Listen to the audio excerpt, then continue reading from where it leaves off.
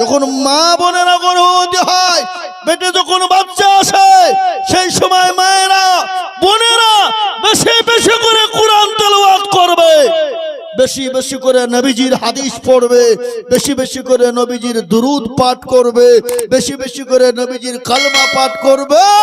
তাহলে সেই ঘরের সন্তানরা নামাজি হবে, কোরআনওয়ালা হবে, দিনদার হবে, ইমানদার হবে, পরহেজগার হবে, নবীর প্রেমিক হবে। আর আমাদের মা বোনদের পেটে বাচ্চা আসতে দেরি, ওরা কুড়িয়ে হইতে দেরি নাই। এই কথা কন না কেন? স্বামীকে হুকুম, শাশুড়িকে হুকুম, শ্বশুরকে হুকুম, দেওরকে হুকুম, ভাসুরকে হুকুম, স্বামীকে হুকুম, আছে না নাই? 20 শেষ হয়ে যায়। নামাজ নাই, রোজা নাই, কুল নাই, কলমা নাই, উত্তর নাই, দক্ষিণ নাই, কিচ্ছু নাই। মোবাইল পেয়েছে আর মাল নিয়ে বসে পড়ছে বাবজি সিরিয়াল দেখতে। কি তোমার পেটে কি আব্দুল কাদের জিলানী হবে? ওর পেটে তো কটকটি হবে। সিরিয়াল যারা দেখে ওর পেটে কি হবে? কটকটি হবে না? হবে না বলো? আব্দুল কাদের জিলানী হবে? আব্দুল কাদের জিলানী বড় পীর মাহবুবে সুবহানি কুতুবে রব্বানি বড় পীর আব্দুল কাদের জিলানী রাহমাতুল্লাহ আলাইহির একটা ঘটনা, ছোট্ট কথা আমি বলি। তিনার আম্মা জান এত দিনদারিনী ছিলেন, পরহেজগারিনী ছিলেন, আল্লাহ ওয়ালি ছিলেন, দিনওয়ালি ছিলেন। তিনি কোরআন তেলাওয়াত করতেন। এই এই এই এই এই ওই মালদুরি কে গো? এই বসো, হ্যাঁ বসো। না কেন কথা দেওয়া আছে নাকি কাউকে? হ্যাঁ, এই রাস্তা আসতে আমি দেখলাম, আমি মোটরসাইকেলে গাড়িতে হরেন দিচ্ছে ড্রাইভারে, খবর নাই। ও একজন ফোন করে যাবে, তাড়াতাড়ি উঠে গেলি মোটরসাইকেল খালি আই। ইসলা মালটা চলে গেল রে। এই হারামখোর, তোর বাড়িতে মা নাই, তোর বাড়িতে বোন নাই, তোর বাড়িতে বিটি নাই। পরের মেয়ে যদি মাল হয় তো তোর বোন কি মাল হবে না? পরের বিটি যদি মাল হয় তো তোর মা কি মাল হবে না? তাহলে হারামখোর। এ মুসলমান দরদি, এটা যুবকদের ঘরে সন্তানের হতে পারে না। আজকে আমাদের দেশে জালসা হলে বাজারে লারা লাপ্পা করে বেড়ায় এরা। জীবনও মনে হয় বাপের কালে বাদাম আর ঝাল বড়া, পেঁয়াজি আর কি বলে যে গোল গোল গুলাকে কি বলে? ফুচকা। ফুচকা, ফুচকাকে কিভাবে ডুলিয়ে খাইছে আল্লাহ। ফুচকা যারা তৈরি করে আপনি দেখলে খাবেন না। লাখ দিয়ে ফুটা এরকম করে ফেলছে, উনি সানছেন। খাবে খা। এ বাবা পাছাতে এরকম করে হাত মুছছে আর সানছে। খা মানে পাছার ময়লা ফয়লা সব দিয়ে দিছে যে খা। আর ওই কিন্তু আমাদের মা বোনদের জন্য বা খুব প্রিয়। ছেলে কবি ছেলে 10টা ফুচকা খা, ফুচকা খা। ছি ছি ছি ছি ছি ছি, ফুটপাতে খাওয়ার এত শখ। আমরা ফুটপাত খেতে খেতে আমাদের জীবনটা বরবাদ হয়ে গেল। এ মুসলমান, আল্লাহওয়ালা, দিনওয়ালা, কলমাওয়ালা, আমি যেটা বলতেছিলাম বাবজি, রাসূলুল্লাহর সাহাবা হযরতে তালহা ফজরের নামাজে চলে গেলেন। বিশ্ব নবীর পেছনে নামাজে দাঁড়িয়ে গেলেন। নামাজ শুরু হয়ে গেল। দয়াল নবী যখন সালাম কানা ফিরিয়ে দিলেন, ও দরদি মুসলমান ভালো করে শুনবেন, ও আল্লাহওয়ালা, দিনওয়ালা, ঈমানওয়ালা। বিশ্ব নবী সালাম ফেরা হয়ে গেল। হযরতে তালহা মসজিদ থেকে বেরিয়ে চলে যায়। রাসূলুল্লাহ সাহাবা বললেন, ও আল্লাহ নবীর সাহাবা তালহা তুমি বসে যাও। তিনি সঙ্গে সঙ্গে বসে গেলেন। দয়ার নবী, মায়ার নবী, বিশ্ব নবী সাহাবারা নবীজির সামনে এত সুন্দর করে বসে গেলেন। আল্লাহর নবী বললেন, ও তালহা আমি তোমাকে বসতে বলেছি। তালহা গো, তুমি কেন আমার কোরআনের মজলিসে বসো না? আমার মাজমাকে তোমাকে বসতে ভালো লাগে না। হযরত তালহার চোখ দিয়ে ওজর দিয়ে ঝরঝর করে পানি ঝরে গেল। রাসূলুল্লাহ বললেন, ও আমার তালহা আমি তো তোমাকে জোরে কথা বলি না, আমি আপনাদেরকে বলি বাবা। আল্লাহ রাসূল দুনিয়ার জমিনে 63 বছর দুনিয়া জিন্দেগিতে ছিলেন। কোনদিন কাউকে ধমক দেয় না, কোনদিন কাউকে গালি দেয় না, কোনদিন কাউকে চড় মারে না, জীবনেও কোনোদিন কাউকে মিথ্যা কথা বলে না। তিনি তো দয়ার নবী, তিনি আখলাক চরিত্র ব্যবহার তো ভালো।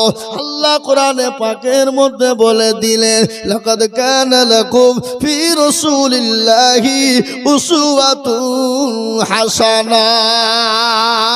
এ আল্লাহ ওয়ালা, আমার নবীর ব্যবহার, আমার নবীর আখলাক, আমার নবীর চরিত্র এত ভালো, বিশ্বের জমিনে আপনার আদর নবী আলাইহিস সালাম থেকে নিয়ে যত মানুষ, যত নবী, যত সাহাবা, যত দুনিয়ার জমিনে মানুষ এসেছে, এরকম চরিত্রবান, এরকম চরিত্র আখলাকওয়ালা পৃথিবীতে আসে নাই, এবং কিয়ামত পর্যন্ত মরতে দাম তাক আসবে না।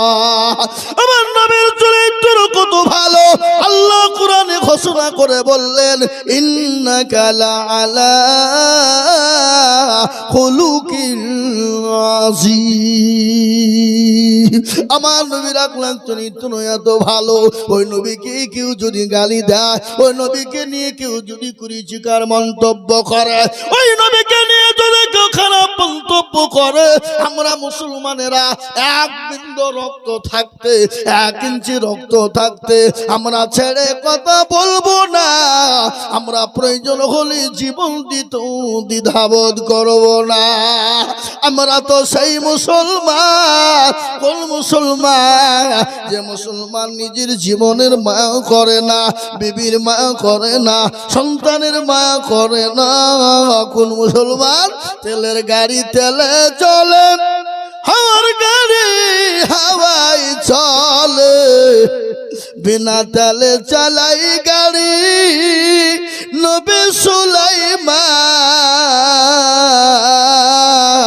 আমরা তো সে মুসলমান। এ মুসলমান, মুসলমানরা জীবনের মায়া করে না, বিবির মায়া করে না। রাসূলুল্লাহকে সাহাবারা কতটা ভালোবেসেছেন। আল্লাহর নবী একদিন মদিনার জমিনে ডাক দিয়ে বললেন, ও যুবকেরা, ও মদিনার তরুণের দলেরা, আজকে তোমাদেরকে যে ইসলাম থাকবে না, রাসূলুল্লাহ থাকবে না বলো। সমস্ত সাহাবারা একে একে একে জমা হয়ে গেল। আল্লাহ নবীর একজন সাহাবা, যার নাম হলো হযরতে হানজালা, নতুন বিবাহ করেছে, ফুলসজ্জার রাত, বাসর ঘর। এ বাবা, রাসূলের কথা শুনেই তুলঙ্গা তরবারি নিয়ে ছুটতে শুরু করবেন। পেছন থেকে বিবি ডাক দিয়ে বললেন, বিবি রে, এ আমার বিবি।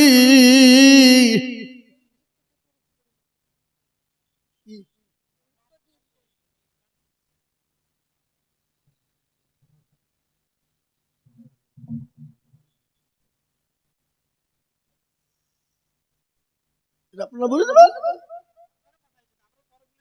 হ্যাঁ, বলে দেন। পরে পরে শুনিলি গো মা বোনেরা, খামা খায় হুজুরা বলি দেবে, ও পরে বলি দেবে, ঠিক করে বলি দেবে। কে প্রশ্ন পাঠাইছ? যে পাঠাইছো 10,000 টাকা দাও। টাকা না দিলে হবে না, খালি খালি প্রশ্ন উত্তর দিলে হবে? টাকা দাও নাকি? এ মুসলমানের দরুদ শরীফ, আল্লাহুম্মা সাল্লি আলা সাইয়্যিদিনা মাওলানা মুহাম্মদ ওয়া আলি সাইয়্যিদিনা মাওলানা মুহাম্মদ সাল্লি আলা মুহাম্মাদ সাল্লি আলা মুহাম্মদ হরদম জবাসনে কালো পাক নামে মুহাম্মদ হরদম জবাসনে কালো শফিয়ানা মুহাম্মদ। এ আল্লাহ ওয়ালা দিন ওয়ালা ঈমান ওয়ালা শুনেলেন রাসূলুল্লাহ সাহাবা হযরতে হানজালা উলঙ্গ তরবারি নিয়ে ছুটবে, পিছন থেকে বিবি বলেন স্বামী গো আমি আপনাকে বাধা দিব না, ও আমার স্বামী আপনি যান, কিন্তু আপনার উপর গোসলটুকুন ফরজ হয়ে গেছে, আপনি মেহেরবানি করে গোসলটুকুন সেরে যান। বিবিকে ডাক দিয়ে বলে বিবি রে আমি কার জন্য গোসল করব বিবি, যে রাসূলুল্লাহ দুনিয়ায় থাকবে না, যে ইসলাম থাকবে না, আমি কার জন্য গোসল করব বিবি বলে দাও। হযরতে হানজালা চলে গেলেন, জীবনের কোনো মায়া না, বিবির কোনো মায়া না, বিবির কোনো মায়া না, নতুন বিবাহ করে বাসন ঘরে ফুলসজ্জায় বিবিকে রেখে দিয়ে জিহাদের ময়দানে তিনি চলে গেলেন, কাফেরদেরকে জাহান্নামের টিকিট ধরিয়ে দিলেন, তিনিও নিজে শহীদ হয়ে গেলেন, ইসলামের দামামা কালেমা দামামা বেজে গেল। রাসূলুল্লাহ বললেন সাহাবা তোমরা লাশগুলাকে এক জায়গায় তোমরা জমা করো, সমস্ত লাশগুলাকে একত্রিত করে জমা করা হলো। আমার রাসূল বললেন ও সাহাবারা তোমরা লাশটাকে দাফনের ব্যবস্থা তোমরা করে ফেলো। সমস্ত সাহাবাদের লাশকে দাফন করার জন্য সাহাবারা তৈরি হয়েছে। ইতিমধ্যে হযরতে হানজালার বিবি চলে এলেন, আসার পরে বললেন নবী গো রাসূলুল্লাহ আমি জানি নবী গো যারা শহীদ হয়ে যায় তাদেরকে কোনো রকম গোসল দেওয়া হয় না। ইয়া রাসূলুল্লাহ আমার স্বামী হযরতে হানজালার উপর গোসল ফরজ হয়ে গেছে, ওগো রাসূলুল্লাহ আমার স্বামী হানজালার গোসলটুকু একটু দেওয়ার ব্যবস্থা করে দেবে। দয়ার নবী মায়ার নবী বিশ্ব নবী হানজালার লাশকে খুঁজে কোথাও যখন পেলেন না, উপরের দিকে রাসূলুল্লাহ লক্ষ্য করলেন, পানি টোপে টোপে টোপে টোপে নিচের দিকে পড়ে যায়। রাসূলের সামনে হযরতে হানজালার লাশটা হাজির হয়ে গেল। আল্লাহর নবী বললেন ও হানজালার বিবি আমার হানজালার উপরে আমার আল্লাহ এত খুশি তাকে দুনিয়ার কোনো পানি দ্বারা গোসল দেন না, আল্লাহ তার হাউজ কাউসারের পানি দিয়ে গোসল বানায়া দিয়েছে। ধরে বলুন সুবহানাল্লাহ। বিশ্ব নবী হযরত হানজালার দিকে তাকায় আর রাসূলুল্লাহর চোখ দিয়ে গড় গড় গড় গড় করে পানি ঝরে যায়। সাহাবারা বললেন ফিদাকা ইয়া রাসূলুল্লাহ, ও হাবিবুল্লাহ, ও দয়ার নবী আপনি হানজালার লাশকে দেখি কেন কান্না করে? বলে সাহাবারে আমি হানজালার দিকে লক্ষ্য করে দেখলাম, কেন জানো জীবনের কোনো মায়া না, বিবির কোনো মায়া না, নিজের কোনো মায়া না, ও আমার হানজালা ও আমার সাহাবারা নিজের জীবন পর্যন্ত ইসলামের জন্য দিতে দ্বিধাবোধ করে না। আজকে আমি বলবো বাপ নিজের জীবনের মায়া করে নাই, সন্তানের মায়া করে নাই, দিনের মায়া করে, আপনার বিবির মায়া করে না, নিজের শরীরের মায়া করে না, রাসূলুল্লাহর জন্য দিনের জন্য জীবন দিতেও দ্বিধাবোধ করে না। হাদিসের মধ্যে এসেছে আপনি অতক্ষণ পর্যন্ত মুমিন হবেন না, অতক্ষণ পর্যন্ত দিনদার হবেন না, অতক্ষণ পর্যন্ত আল্লাহওয়ালা হবেন না। আল্লাহি ওয়াল্লাহি ওয়াল্লাহি লা ইউমিনু আহাদুকুম হাত্তা আকুনা আহাব্বা ইলাইহি মিন ওয়ালিদিহি ওয়া ওয়ালাদিহি ওয়ান নাসি আজমাইন। আপনি অতক্ষণ পর্যন্ত মুমিন হবেন না যতক্ষণ পর্যন্ত নিজের জীবনের দিকে বিবি বাচ্চা ছেলে মেয়ে গাড়ি বাড়ি আত্মীয় স্বজন জমি জায়গা থেকে নিজের জীবনের থেকে আল্লাহ তার রাসূলকে না ভালোবাসতে পারবেন ততক্ষণ পর্যন্ত মুমিন হতে পারবেন না। তাই ইনশাআল্লাহ পৃথিবীর জমিনে যতদিন বেঁচে থাকবো আল্লাহ তার রাসূলকে নিজের জীবনের থেকে বেশি ভালো করে বাসবো। একবার হাতটা উঁচু করে দিয়ে আমার আল্লাহকে দেখিয়ে দিয়ে বলুন ইনশাআল্লাহ। তোর হাত তোলেন। আরে এরা কি রে, এরা বুঝতে পারেনি, এরা মনে করছে যে হাতটা তুললি মনে হয় বিপদ হয়ে যাবে। বাবা এই বধুর পাড়ার লোক, যে হাত তুললো সে জিতলো, আর যে তুললো না কি হলো, কি হলো, হেরে গেল, হেরে গেল। ওরা মনে করছে যে জিতলি, হাত তুললি বিপদ, আর না তুললি ভালো। হ্যাঁ, বধুর পাড়ার লোক চালাক বাপ, বদনাই করে পানি নিয়ে মাঠে গেছে কি করতে, এই কথা বললে কি করতে, পায়খানা করতে। পায়খানা করে পানি খরচ করতে গিয়ে দেখছে বদনা ফুটু, পানি সব পড়ে গেছে। কালকে প্রথম পড়া থেকে আজিজুল মৌলবি এলো, এসে আমাদেরকে ঠকাইতে পারলো না, আর এই বদনা ঠকিয়ে দিলে। তো তারা কালকে কি করে ঠকাস আমি দেখবো। ও আবার তারপরের দিন বদনাই করে পানি নিয়ে যে ওই যে আজকে আগে পানি খরচ করবো তারপরে পায়খানা ফিরবো, কি করে ঠকাস। এ বাবা আজ ঠকলো না জিতলো, আজ ঠকলো। তো যারা হাতটা তুললো তারা জিতলো, আর যারা তুললো না ঠকে গেল। আর একবার ডানে বাইয়ে পিছনে সামনে উপরে নিচে বাবজি ভাই সকলকে বলবো, পৃথিবীর জমিনে যতদিন বেঁচে থাকবো আল্লাহ তার রসুলকে নিজের জীবনের থেকে বেশি ভালোবাসবো। একটু হাত উঁচু করে বলুন ইনশাআল্লাহ।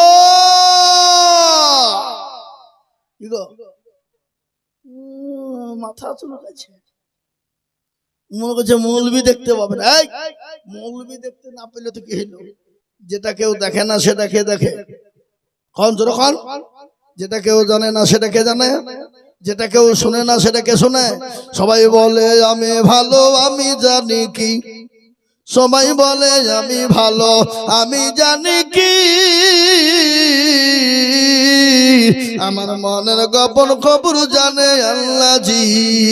আলোতে আধারে নির্জনেতে কোথা কি করেছো তুমি সব জানেছে, টাকারি চোখে থেকে যাবে না ফাঁকি আমি জানি কি। ও মুসলমান সকলের কাছে ফাঁকি দাও যাবে, চালাকি চলবে, আমার আল্লাহর কাছে চালাকি চলবে না, আমার আল্লাহর কাছে ফাঁকি দেওয়া যাবে না। আজকে হাতটা কেন তুলবো না, আজকে গোটা ভারতবর্ষ নয় বাবা, গোটা পৃথিবীর জমিনে মসজিদ হলে ভেঙে দাও, মাদ্রাসা হলে গুড়িয়ে দাও, কোরআন হলে পুড়িয়ে দাও। আপনাদের কাছে একটা কথা বলি বাবা, এ কোরআনের মূল্য কত, এ কোরআনের দাম কত। গোটা পৃথিবী যদি একদিকে হয়ে যায়, কোরআনের একটা আয়াতের মূল্য দাম দেওয়া যাবে না। এই দেখেন এক সপ্তাহ আগে 19 তারিখ জানুয়ারি আমি তমলুক জালসাই যাচ্ছিলাম বাবা, যেতে গিয়ে কুলাঘাট, দীঘা যাওয়ার আগে যে কুলাঘাট বাজার, চায়ের দোকানে বসে চা খাচ্ছি বাবা। একটু মধ্যে একজন এসে বলছে হুজুর একটা কথা জিজ্ঞাসা করবো। বলো কি কথা গো? যদি কিছু মনে না করেন তাহলে বলবো। হ্যাঁ বলো। কি বলো? বলে আজকে গোটা পৃথিবীর জমিনে মুসলমানদের এত দুশ্মন কেন? পৃথিবীতে যত ধর্ম আছে সব ধর্মের মানুষ একদিকে, আর মুসলমানরা একদিকে, ব্যাপারটা আমি বলছি কেন শুনবা তাহলে বুঝতে হবে। হ্যাঁ হুজুর একটু বললে খুব উপকার হতো। তাহলে শোনো, আজকে মুসলমানদের কেন দুশ্মন? এই ছেলে এই লাল জামাওয়ালা এই কথাটা শুনে যাও। জি মুসলমান দরদি আমার ভাই আল্লাহওয়ালা, হুজুর একটু বলেন কেন দুশ্মন দেখে? বলে মুসলমানদের কাছে মাল আছে। বলে মাল আছে মানে কি মাল গো? বলে পাগলা, মুসলমানদের কাছে যে মাল আছে তা গোটা বিশ্বের কোন জাতি ধর্মের কাছে নাই। বলেন কি? বলে হ্যাঁ। বলে তুমি শুনবা কি? বলে হ্যাঁ বলেন। বলে এই কুলাঘাটে দুটো বিল্ডিং আছে, একটা 5 তলা আর একটা হলো 2 চালা। 2 চালা বুঝেন তো, ওই টিন টাইল দিয়ে যেটা করে কি বলে 2 চালা ঘর, আর একটা হলো 5 তলা বিল্ডিং। আচ্ছা বলো ওই দুটো বিল্ডিং, একটা 2 চালার একটা 5 তলা পাকা ছাদওয়ালা, তো ওই 2 চালা ঘরটাতে 20 কিলো সোনা আছে। ক কিলো? 20 কিলো সোনা। আচ্ছা বলো, চোর বা ডাকাত যারা হবে তারা ওই 5 তলা ঘরে ঢুকবে না ওই 20 কিলো সোনা আছে সেই ঘরে ঢুকবে? কোন ঘরে ঢুকবে? তাকে ঢুকবে। ঘরে কি আছে? 5 তলাতে ফাঁকা, কিছু নাই, খালি পড়ে আছে ঘর। হ্যাঁ, আর এই 2 তলাতে কি আছে? কথা বলে না, সোনা আছে, মাল আছে। এই জন্য চোর বা ডাকাত যারা ওইখানে ঢুকবে বাবা। তো তেমনি বিশ্বের কোন ধর্মের কাছে যে জিনিসটা নাই সেটা মুসলমানদের কাছে আছে। সে মালটা কি জানো? বলে সে মালটার ওজন কত জানো? তার দাম কত জানো? আসমান এবং জমিনকে যদি এক পাল্লায় রাখা হয় আর ওই মালটাকে যদি এক পাল্লায় দেওয়া হয়, আসমান এবং জমিন আকাশের দিকে তুলোর মতো উড়বে আর ওই মালটা নিচের দিকে নিয়ে যাবে। বলে হুজুর সে মালটা কি বলেন? বলে সেটার নাম হলো কোরআনুল কারীম, কোরআনুল মাজিদ, কোরআনুল হাকিম, কোরআনুল জিকির, কোরআন শরীফ, কোরআন মাজিদ। এই যা যতদিন মুসলমানদেরকে যেটা থাকে, যেটা মুসলমানদের কাছে যদি থাকে, গোটা পৃথিবী যদি একদিকে হয়ে যায়, বেঈমান কাফের মুশরিক ইহুদি নাসারা সবাই যদি একদিকে হয়ে যায়, মুসলমানদের কাছে এই কোরআনুল কারীম, কোরআনুল মাজিদ যদি থেকে যায়, ইনশাআল্লাহ মুসলমানকে পৃথিবীর মধ্যে কেউ শেষ করতে পারবে না। এই কোরআনের এত মূল্য, এই কোরআনের এত দাম, এই কোরআনের এত ইজ্জত যে কোরআনকে দেখলে নাকি, পড়লে নাকি, বুকে নিলে নাকি, হাতে নিলে নাকি, গায়ে আপনার দেখলে নাকি, ছুলে নাকি। আমি তাদেরকে বুঝাইলাম, বোঝানোর জন্য কথাটা প্রয়োগ করেছিলাম। কোরআনকে প্রয়োগ করলাম কি তাকে বইটা বোঝানোর জন্য। তাকে আবার বুঝে বললাম যে কোরআনের বহুত নাম, কোরআনুল আপনার কারীম, কোরআনুল মাজিদ, কোরআনুল হাকিম, কোরআনুল জিকির, কোরআন শরীফ, বিভিন্ন বাবা এই কিতাবের এত মূল্য। এই যা পৃথিবীর জমিনে মুসলমানদের কাছে যতদিন আছে, গোটা পৃথিবীর বেঈমান যদি একদিকে হয়ে যায়, আল্লাহর রহম করো মুসলমানদের শেষ করতে পারবে না। আবু জেহেল, আবু লাহাব, উতবা, সাইবা, মুগীরা, ফেরাউন, নমরুদ যখন পারেননি, এই যুগের বেঈমানেরাও ইনশাআল্লাহ পারবে না। আরেকবার হাতটা উঁচু করে দিয়ে আমার আল্লাহকে দেখিয়ে বলি ইনশাআল্লাহ। তুলুন, আজকে এই কোরআন পড়ানো হয়, এই কোরআনকে শেখানো হয়। আপনাদের এইখানে মাদ্রাসায় কোরআন শেখানো হয়। রাসূলুল্লাহ বলে গেছেন, খায়রুকুম মান তাআল্লামাল কুরআনা ওয়া আল্লামাহু।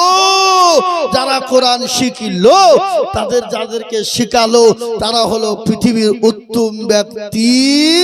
আজকে এই কোরআনকে নিয়ে যারা ছিনিমিনি খেলছে, আল্লাহ তাদেরকে দুনিয়ার জমিনে বরবাদ, ধ্বংস করে দিবে। অসীম সরকার সেই দিন জলসা করে এলাম ওর জেলায়, ওর জায়গায়, আমার রাসূল আমার কোরআনকে নিয়ে, আমার আল্লাহর কোরআনকে নিয়ে পরিষ্কার মন্তব্য করেছে। আল্লাহ তার উপরে, আল্লাহ মানুষকে ছাড় দেয় কিন্তু ছেড়ে দেয় না। আল্লাহ মানুষকে ছাড় দেয় কিন্তু ছেড়ে দেয় না। এই কোরআন থেকে অসীম রেজবি শুনলেন, অসীম রেজবি সে মুসলমান বলেন না, বা মুসলমান নয়, খ্রিস্টানদের ঘরে ছেলে। কি বুঝলেন? আল্লাহর কোরআনকে নিয়ে বলে দিল 26টা আয়াতকে বাদ দিতে হবে। সুপ্রিম কোর্টে বিচার ঠুকে দিল, কেস ঠুকে দিল কোরআনের বিরুদ্ধে। সুপ্রিম কোর্টের জাজ উনি বললেন কোরআনকে 26টা আয়াতকে বাদ দিতে হবে। ওলামা হযরতরা চলে গেলেন, আলেম ওলামারা গিয়ে বললেন, ইওর অনার, এ কোরআনের মালিক দুনিয়ার কোন কলিমউদ্দিন ছলিমউদ্দিন নয়। এ কোরআনের মালিক হলেন তিনি, যিনি আসমানের মালিক, জমিনের মালিক। আপনাকে চেয়ারে বসিয়েছেন যিনি, চেয়ার থেকে নামিয়ে দিতে পারেন তিনি। এত বড় পৃথিবী যিনি তৈরি করলেন, তাতে যদি ভুল না হয়, এ কোরআনের মধ্যে ভুল কি করে হতে পারে? আপনাকে দেখাতে হবে, বলতে হবে। সেই দিন জাজম্যান বলেছিল, মুসলমানেরা আমি বুঝে গেছি এ কোরআনের ভিতরে 26টা আয়াত তো দূরের কথা, একটা নুকতা পর্যন্ত ভুল হয় নাই। একবার চিলিয়ে বলুন আলহামদুলিল্লাহ, জোরে বলুন আলহামদুলিল্লাহ। অসীম রেজভির আপনার 5 লক্ষ টাকা জরিমানা, তার 1 বছর জেল হয়েছিল। আজকে এই কোরআনকে নিয়ে যারা ছিনিমিনি খেলবে, এই কোরআনকে নিয়ে কুরুচিকর মন্তব্য করবে, আমি আপনাদেরকে বলে দিই আল্লাহ তাদেরকে বরবাদ ধ্বংস করবে। তাই এই মাদ্রাসায় কোরআন শিক্ষা হয়, এই মাদ্রাসায় কোরআন পড়ানো হয়, এই মাদ্রাসায় ছেলেদেরকে কোরআন শেখানো হয়, এই মাদ্রাসায় কোরআনের তালিম দেওয়া হয়, এই মাদ্রাসায় কোরআনকে মজবুত করা হয়। এই কোরআনকে মজবুত করার জন্য, এই কোরআনকে জিন্দা রাখার জন্য আমি আপনাদের কাছে একটু হাত পেতে দিব। আমি আজিজুল হক, আমার বাড়ি বহু দূর নয় বাবা, এই সামান্য গদুল পাড়ার বাজারেই বাড়ি। এ মুসলমান গো, এই মাদ্রাসাকে বড় করার জন্য, এই মাদ্রাসায় কোরআনকে জিন্দা করার জন্য আমি আপনাদের কাছে একটু হাত পেতে দিব। বহু টাকা বহু দিকে চলে যায়, বিবি বাচ্চা ছেলে মেয়ের পিছনে চলে যায়, ডাক্তারের পিছনে চলে যায়, আত্মীয় স্বজনের পিছনে চলে যায়। ও মুসলমান, আমার আল্লাহ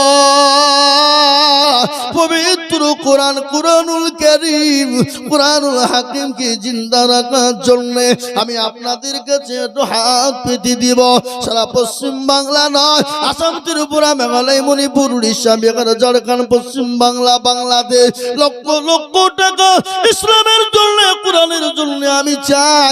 আমি আপনাদেরকে বলতে চাই বন্ধু, ও আল্লাহ ওয়ালা, এই কোরআনকে জিন্দা রাখার জন্য আমি আপনাদের কাছে তো হাত পেতে দিব।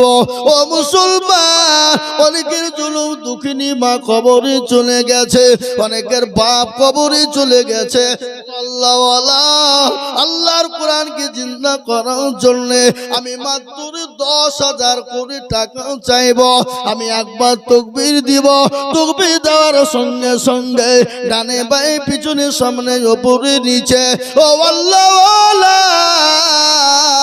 ও আল্লাহর গোলাম, আল্লাহর দ্বীনকে জিন্দা করার জন্য আমি একবার তাকবীর দিব। বলে হুজুর গো, আমার কাছে জান আছে মাল্লা, আমি আল্লাহর কোরআনের জন্য আমি ইনশাআল্লাহ 10,000 টাকা দেব।